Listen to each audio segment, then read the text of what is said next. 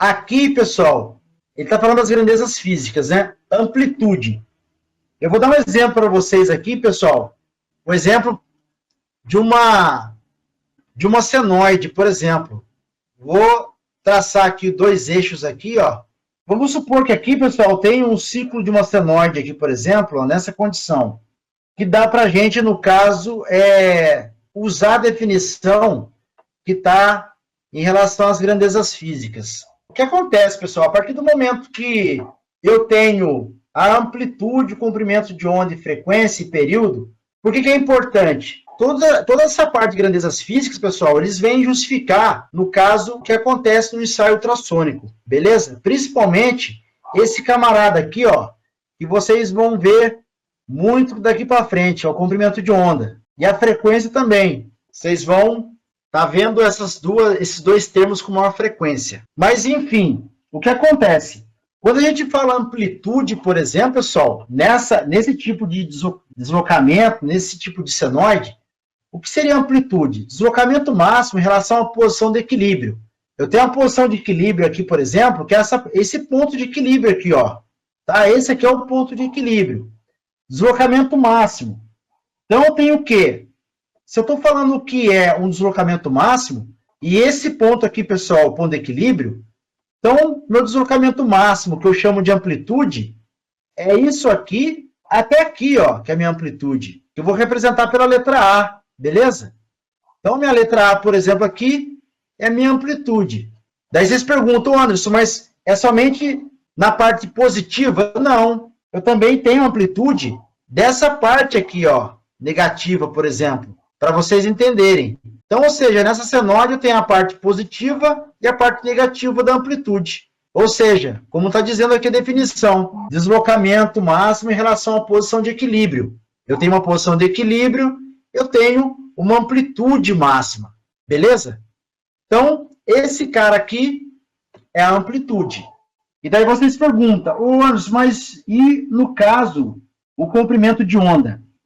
O comprimento de onda, no caso, pessoal, ele fala que o comprimento de onda é a distância entre duas partes idênticas e consecutivas. Então, ou seja, o comprimento de onda, por exemplo, dessa senoide, é onde inicia, pessoal, aqui, por exemplo, o meu comprimento de onda. É esse cara aqui, que inicia praticamente a minha senoide, até o final, o início da seguinte. É o meu comprimento de onda. Então, isso aqui é o comprimento de onda. E o comprimento de onda, pessoal, é representado por essa letra aqui, ó, que parece um V de cabeça para baixo, né? Que é esse cara aqui, ó. Ou seja, ele é chamado de lambda, tá? É esse cara aqui, ó. Então, não esquece, o lambda, no caso, é o comprimento de onda.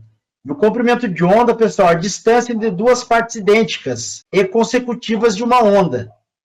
Então, tem o início e o final desse ciclo aqui, ó. O comprimento de onda, o início e o final. O comprimento de onda, pessoal, só para vocês entenderem aqui, até pegando um pouco do exemplo do Adilson, tá? Como que calcula o comprimento de onda? Através dessa fórmula aqui, ó. Aqui, viu, pessoal, vou fazer só uma correção aqui, tá?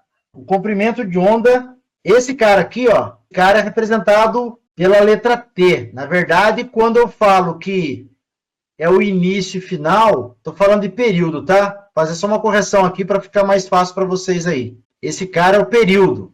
O comprimento de onda, ele vai de uma crista ou vale de ponto a ponto. Esse cara aqui, ó, de uma crista a outra, que é o comprimento de onda.